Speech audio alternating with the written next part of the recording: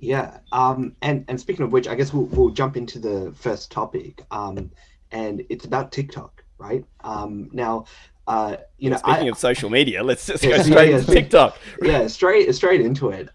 Now, as many people have been noticing, there's a lot of controversy that's been surrounding TikTok at the moment. At the moment, there's talks about it being sold to Microsoft. That's kind of been the latest news point that's happening. But it all kind of spurred from I think late June, when uh, the latest iPhone update, iOS 14, exposed that the TikTok app was actually copying your clipboard in the background, even when the app wasn't functioning. Now, for people who don't know, the clipboard is essentially what you're copying. Like every time you select, words and you're, selecting copy, that's something that your phone is keeping as memory for you to then paste or use later on. Now, TikTok was collecting that outside of the application and sending it over to their databases. And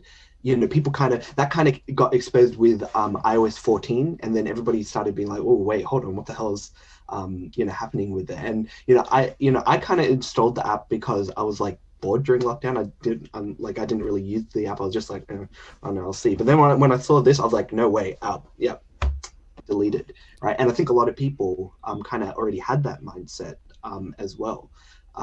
For example, the U.S. military, banned TikTok from being used on government-issued phones. For example, I think Australia also banned it in January too. Like they followed, the movement along with America.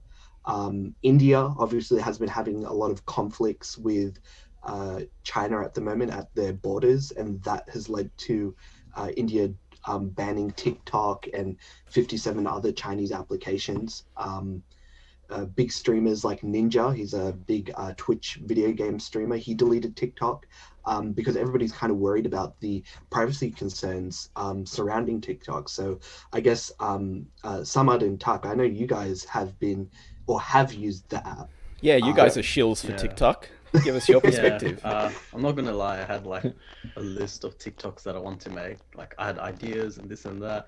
Um, and then yeah, as soon as you sent me the link about, because one thing to note is, TikTok's owned by Musically, which was another Used to be, app yeah. similar it to used to be, this, Yeah. yeah. Used more to be, yeah. more common and more, I guess, That more used to be the more readily available It's for like, uh, the it's mainstream, yeah. owned by the CCP now, the Chinese yeah, Communist Well, pretty Party. much owned well, by yeah. CCP now.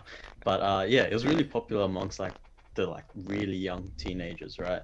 And there's just way too much controversy. And I always found it sus that, um, you know, that Musically just decided to shut down out of nowhere, especially since like the platform was doing pretty well. And then they bought TikTok, started using that platform, and D- then now we hear about this. So like, it kind of made sense that why Musically um, just stuffed up did, and does just did was um, Musically owned just by? got Uh, replaced. was that a US company? Was that also I believe it owned by? was. I It think was I okay, think it was, yeah, and then Yes. okay, acquired from, yeah. and then So TikTok. Affiliate. Sorry, the parent company of TikTok. I've Yeah, it's drawn a blank. ByteDance. ByteDance. Yeah. ByteDance ByteDance. purchased Yeah. TikTok, Mhm. or from Musically, they When was acquired this? A couple of Musically, years ago. absorbed it, yeah. Yeah, because Yeah. essentially the U.S. government fined Musically $5.7 million for illegally collecting children's data, which obviously is a big kind of a red flag for an application. People kind of don't want their children's data being collected by anyone, Yeah. and yeah, they obviously kind of suffered quite a lot when that happened. So that kind of led them to exchanging hands and selling it off to ByteDance. But then that in and of itself also raised concerns because according to TikTok's privacy policy, it says that, and I quote, "We will also share your information with any members or affiliates of our groups in China." So that's already in TikTok's privacy policy. But on top of that, any organization that is at least partially Chinese owned has to exchange its data and information at the request of the Chinese Communist Party. If they request it, they have to hand it over. Even though TikTok said to Australian lawmakers that we won't share user data. No, we won't do that. It's all protected. We won't pass it over. But realistically, that's not the case. And I think that's part of the reason why it has been raising concerns. Also, on top of just things in general, like Huawei, which is a really big, it's a prominent Chinese phone manufacturing, telecommunications in general. They're also owned by the Chinese government as well, and subsequently it has raised concerns about using Huawei technology in certain countries' 5G tech. I think recently there were talks about I think Australia, we were like, nope, we're not having any of it. UK only recently said that they won't be having Huawei tech in their 5G. And so it's kind of like, on top of just kind of global geopolitics, it has moved a lot of countries to kind of decouple themselves away from China. And this is another example of it, albeit being a social media application aimed primarily at children, right? Well, not children, but you know what I mean, teens. But it is an example of just kind of the further decoupling that we're seeing around the world from China and their tech, so to speak. Yeah, my perspective on this is, the world is seeing China becoming, more rogue. They're encroaching a lot more and doing that in a overt manner. And if we go back 5-6 years ago, maybe they were doing it more covertly, but now they're overt about it. We've seen the encroachment in India, resulting in the deaths of Indian soldiers. We've seen them becoming more bolder in their treatment of the Uyghur Muslims in China. And they've taken economically also, they're fudging their own currency to make it cheaper for people to import from China. And that means that it kills the competition in other countries, makes their commerce with other countries more difficult to do, right? Because they're manipulating China's currency. So these are all kind of things that we know that they're doing. There's a lot of things under the surface that we don't know about. We're not privy to. That's probably within intelligence reports that we don't fully understand. But I want to make a clear distinction between TikTok and why maybe governments, nation states, the United States, India are using TikTok and large Chinese companies. They're using them as leverage, right? So, they need China to bend on certain things, and so they're using these large Chinese companies. Social media platforms to force China's hand, which is maybe that strategy will work, maybe it won't. I think it's yet to play out. I think it's still in its early days. China plays the long game, but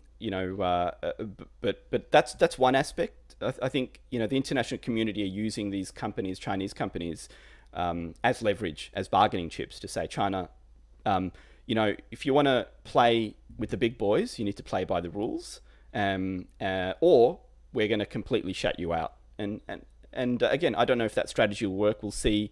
But TikTok, I don't think there's any evidence that TikTok has been sharing. So if you're screen grabbing or screen scraping, clipboard content, that could be used for a number of different reasons, right? So it could be used for marketing purposes. So yes. For example, I think everyone has a story about this where they've said in a conversation with in a private conversation with someone, they've said, "Oh, hey, I'm looking for this product," and no one's around. They didn't Google it. They get home, and that's that product is what what comes up on in their advertisements. So this happens, and so does that mean the microphones are spying on you on your phone? Possibly. They're probably listening. When we go on a website, when we use an app, we leave behind breadcrumbs, and that breadcrumbs is data, and so that data is valuable because it means that it can be sold to third parties to data mine and sell you more stuff or target you as for marketing campaigns. So could be, and again, I'm just playing the devil's advocate here, that I don't think any state authority. So when Pompeo went up and said, China's, TikTok, we're going to ban, they've been doing this. Well, he hasn't presented any evidence that they're doing that. And I think, 10 years ago, or maybe 20 years ago, if a figurehead like like Pompeo went up and said that China is doing this, they better have evidence, and they would present the receipts, right? I don't think we've seen those receipts. I think we've. America went into war without any receipts. They did have receipts. I mean, they said that if you're talking about Iraq, they said that there was the dossier which claimed that that yellow cake was on its way to Iraq, and that there was intel that Saddam Hussein was. Turning it into fissile material in order to be used. And may already have had weapons of mass destruction. Obviously, we know now that to be completely false. But at least they presented, hey, someone did some research, and here's the intelligence report. To be fair, I didn't expect talking about TikTok would lead to us talking about fissile material. So this is already a win for the podcast. I take my point, right? Like, I mean, we need to distinguish between China and the CCP, who are bad faith actors, and TikTok, which is owned by ByteDance, and in many ways, if you're a multi-billion-dollar company in China, you don't get there by not having the approval of the Chinese Communist Party. Like, the Chinese Communist Party will not let you, and I don't know if I'm going to get banned for saying this, but will not let a company become worth multi-billions of dollars without a stamp of approval from the CCP. So, Sorry, just wanted to chime in. Isn't every company in China partially owned by the government? Isn't it like correct. a very I think it's like 5% of the company itself. They don't even need to be owned by the but they still are. That's the thing. They still are somewhat owned by.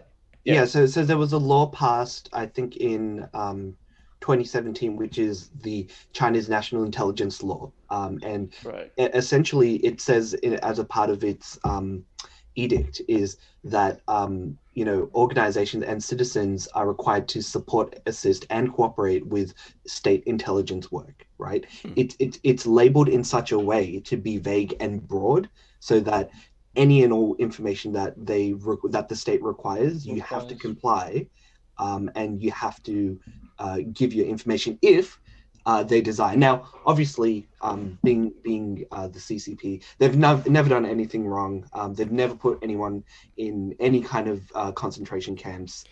They've never done anything that would ever harm individuals or even their own re-education. It's re-education. Re-education, right? So again, is that what they're calling gulags now? Yeah.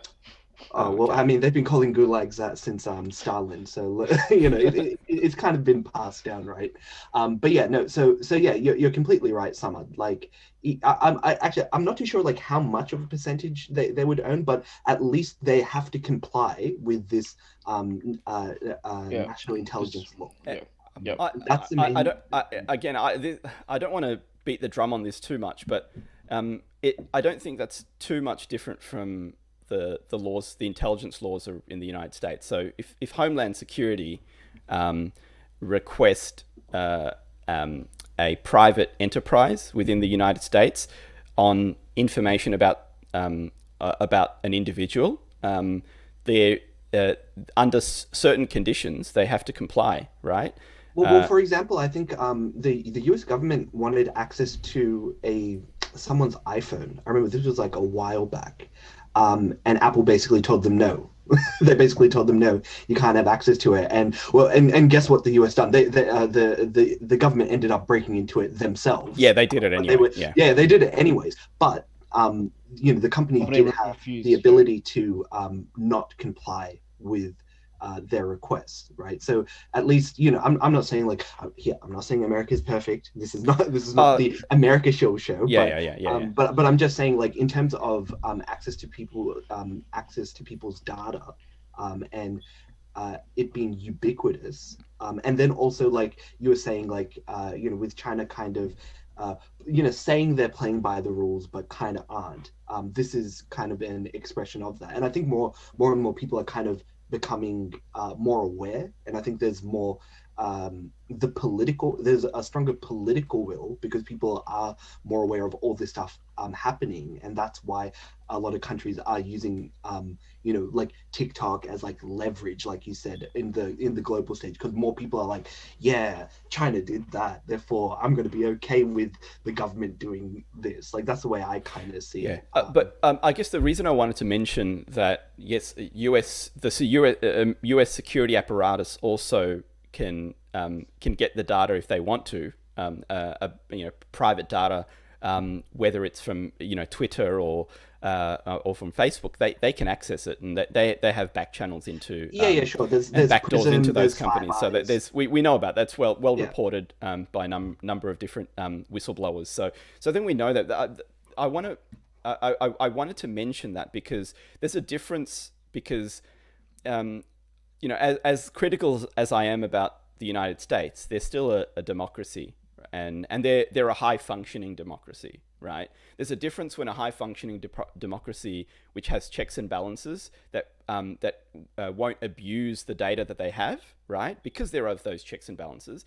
There's a difference between that and when a autocratic whoa. They say they're the Democratic People's Republic of China. What are you trying to say? Sorry, the Democratic People's Republic of China, right? Right. When the Chinese Communist Party, the CCP, who are bad faith actors, and journalists go missing all the time, billionaires that don't comply go missing all the time,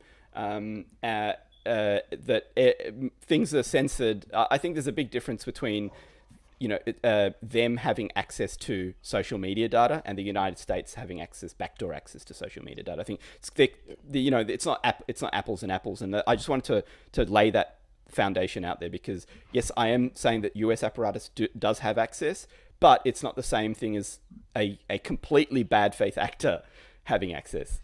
Yeah, and look, and speaking of which, like, one of the main things and actually, I want to kind of get your opinion on this tack is, with Microsoft owning, will potentially purchasing TikTok, right?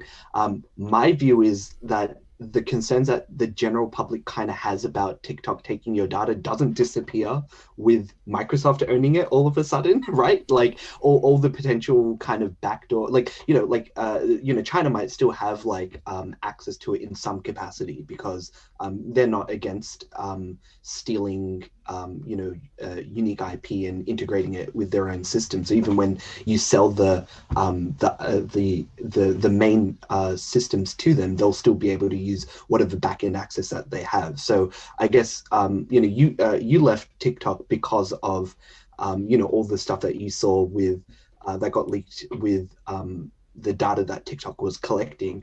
Would Microsoft purchasing TikTok make you want to jump back onto the platform? I guess with Microsoft buying it, it's going to be a bit different, because obviously, it's different company owning TikTok, but I still feel like they're still going to be using your data. What they do with it might be different to what TikTok's doing with it, because. And we've lost TAC. But no. You just dropped off for a little bit. Okay. Yeah. Can you hear me now? Yeah, you might have to turn off your 4K stream Netflix, right? Yeah, man. I don't know streaming Netflix. But it's all good now, right? Yeah. Yeah. Okay. I was just saying, with Microsoft owning it, they're still going to be, in my opinion, still, I guess, still monitoring people's stuff. They're still going to be stealing people's data. I don't know, because Microsoft don't. They've never done this before. They haven't successfully built a social media platform big enough. True. That's Big true. enough to Very true. mine data of individuals. So Well, not yet. My thoughts on the matter about if Microsoft were the winning bidder, because we don't know if it's Microsoft may make a bid, Google might decide to outbid them, but both of these have failed in the social media game, and but they're also, both of these companies are in the top 5 based on market cap, right, of companies in the world. So top 5 by market cap. So Microsoft may not have the infrastructure to be able to mine that data like Facebook would, for example, or other, even Google's probably got the right tools to be able to mine that data, but I don't think Microsoft at the moment do. So it might take them a couple of years for them to figure it out. So I'm hoping it's Microsoft that end up buying it. Well, yeah, I mean, you can There's a window, right? There's a window when we can kind of like, be on that platform. Well, look, we prefer the devil we know versus the devil we don't, right? Don't. Yep.